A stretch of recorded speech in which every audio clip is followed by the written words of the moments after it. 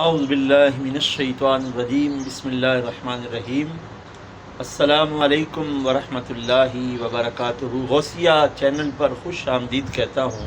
ہمارے چینل کو سبسکرائب کریں، لائک کریں اور شیئر کریں، اور دعا ہے کہ اللہ تبارک و تعالی نبی پاک صلی اللہ علیہ وآلہ وسلم کے نالین اقدس کے صدقے ہم سب پر اپنی رحمتوں کا نزول فرمائے۔ ایک ویڈیو دیکھ رہا تھا جس میں ایک خاتون اپنے والدین کے بارے میں یہ کہہ رہی تھی کہ آپ کو پتہ ہے کہ پرانے لوگ والدین جن کا کوئی نعم البدل نہیں ہے، جن کی کوئی فوٹو کاپی نہیں ہے، ان لوگوں سے پوچھو جن کے والدین دنیا سے چلے جاتے ہیں تو پھر پچھتاوا ہاتھ پہ ہاتھ ملتے ہیں۔ والدین ایسا خزانہ ہے کہ جب تک ہے اس خزانے کی قدر کرو، جب چلے جاتے ہیں جن لوگوں نے اس خزانے کی قدر نہیں کی ہوتی وہ پھر سوچتے ہیں کہ کاش آج ہمارے ماں باپ ہمارے پاس ہوتے تو ہم ان کی بہت خدمت کرتے۔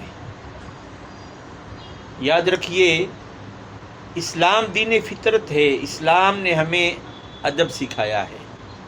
جس کے پاس علم بھی ہو ادب نہ ہو اس علم کا کوئی فائدہ نہیں ہے۔ علم پڑھیا پر ادب نہ سکھیا، کی کرنا ہے علم نو پڑھ کے ہو۔ تو والدین کو یہ کہنا کہ والدین پرانے خیالات کے لوگ ہیں، والدین پرانے لوگ ہیں، ہمارا مذہب اس بات کی اجازت نہیں دیتا۔ دو دوست بڑے عرصے کے بعد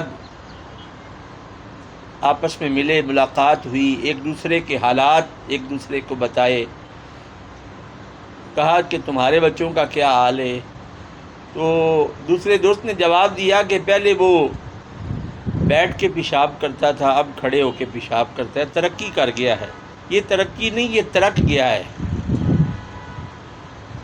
اپنی سوچوں کو درست کریں۔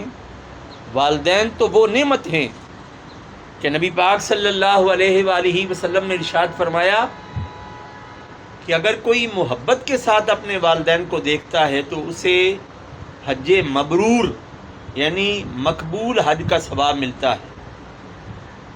تو سیدنا عمر فاروق رضی اللہ تعالیٰ عنہ نے عرض کیا، حضور ہر دفعہ؟